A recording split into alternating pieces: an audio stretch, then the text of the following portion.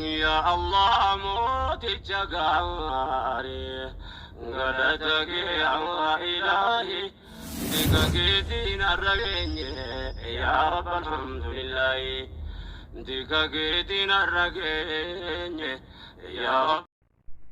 السلام عليكم ورحمة الله وبركاته. وردفتوتا فيك وجبتوتا channel في جلت ترجمتنا كم نجزرتني فياك سني بكم زرتني نكافر مني ربي سنبرا عزراتو وروني channel كيا فاراتاتا سبسكرايب لايك كومنتي gochuudhaan gara maatii kiyyaa dabalamaa isiniin jedha.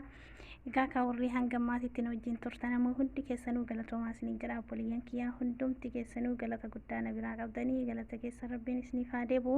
Hedduutu akkasiin galateeffadhaa. Warroonni na biraa dhaabbatanii akkananii monii ta'uuf na gargaartanii isin nageettan hunda keessanuu tokko maqaadha yoo ta'u fixoon taane hunduma keessanuu galatoomaa isiniin jedha. Egaa ka har'a keessummaa addaa takka qabadhee isiniin dhufee akka simattaan abdii isinirraa qaba. Keessummaan sunillee eenyu jechuun keessaniin ooluu keessummaa ta'e kabajamtuu fi jaalatamtuu Ajjee Entertainmentii gammachuu kanarraa qoodatuu fi mana kootitti argamti. Isinis akka simattanii warroonni maatii isin taane immoo maatii taatanii fi chaanaalii isiitti dabalamtanii bira dhaabattanii jajjabeessitan abdii isinirraa qaba. Egaa ka obboleeyyan kiyyaa viidiyoo yoo gadhiifne akka nu ilaaltan hanga dhumaatitti abdii isinirraa qabna. Amma ammoo gara Ajjee Entertainmentiitti isin dabarsa. Turtiin keessan Ajjee waliin haa ta'u. Nagaatti. Assalamu alaikum warahmatullahi wabarakatuh. Hordoftoota Aishaa Orotu nagaa rabbii guddaan bakkuma jirtan isiniif haa ta'u. Akkam jirtan nagaa keessanii an nagaa galata rabbii. An Ajjee Entertainmentiidha. Bakkuma jirtaniin nagaa rabbii guddaan isiniif haa ta'u jechuudha. Hadda iddoo kanatti mana Aishaa Orotu biititti wanti argamee fi obboleettii teenya Aishaa Orotu bi congratulations jechuudhaanii fi obboleettiin teenya Aishaan yeroo dhiyoo keessa itti dadhabdee monetiizii taatee jirti. Kanaaf congratulations jechuudhaanii fi gara mana Aishaatti argame jechuudha.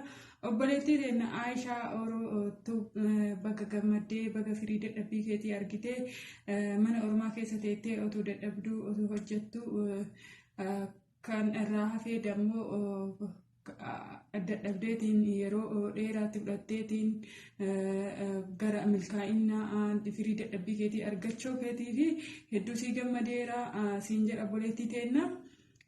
Kanaafuu bakka gammaddee gammachuu kenna kana caalas jabaadhu itti fuufii hojjedhu siin jedha. Obboleettii teenya cimtuudha. Waan baay'ee hojjechuu dandeetta. Kana boodas waan baay'ee sirraa eegna jechuudha. Kanaafuu jabaadhu itti fuufii jabaadhu hojjedhu siin jedha obboleettii teenya. Waa hedduu sirraa eegna gara fuulduraatitti. Jabaadhu hojjedhu isinis obboleeyyan jajjabeessaanii like share subscribe gochuudhaani. Jajjabeessaanii wal jabeessaa obboleettii teenya guddisuu qabna hundi keenyayyuu wal guddisuu qabna jechuudha. Kanaafuu wal oduu hin tuffanne wal jajjabeessaa bakka jirtanitti obboleettii teenya irra deebi'uudhaan congratulations bakka gammaddee siin jedhee bakka firii dadhabbii keetii ija arguu kana boodas waan hedduu sirraa eegna jechuudha. Waan kana caaluu akka hojjettee nutti agarsiiftu waa hedduu sirraa eegna jechuudha. Kanaafuu jabaadhu hojjedhu. Ati akka jabduu taate hin beekna. Kanaafuu jabaadhu bakka guddaa nu geessa siin jedhee yaada. Kanaafuu jabaadhu hojjedhu isinis jajjabeessaa obboleeyyanii isiniin jedha. Yeroo gaarii qabaadhaa. Nagaatti.